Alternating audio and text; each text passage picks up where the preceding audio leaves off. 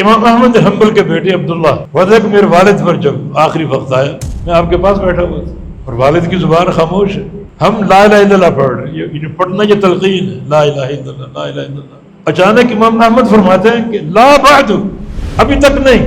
ہم پریشان ہو گئے کہ وہ شخص جو پوری زندگی عقیدے اور توحید کا پہاڑ تھا یہ کیا کہہ رہا ہے؟ امام احمد بن حنبل کے عقیدے کی قوت کا معاملہ ایسا تھا، ان کے دور میں کسی کو جن آ جاتا کسی مرد پر یا کسی عورت پر تو اپنا جوتا بھیج دیتے، جا کر جن کو یہ دکھاؤ میرا جوتا، میرا جوتا دیکھ کر ڈر کے مارے بھاگ جائے گا۔ یہ توحید کا خوف۔ امام احمد لا بعد لا بعد، ہم لا الہ الا اللہ پڑھے تلقین کے لیے، لا بعد ابھی نہیں ابھی نہیں ابھی نہیں۔ پھر امام احمد بن حنبل کی کچھ ہوش بحال ہو گئے، آپ لوٹ آئے تو عبداللہ کہتے میں نے پوچھا یہ لا بعد کیا ہے؟ کہا کہ کمرے کے اس کونے میں شیطان کھڑا ہو اور کہتا ہے فتنی یا احمد، احمد تم مجھ سے جیت گئے، تم مجھ سے بچ گئے۔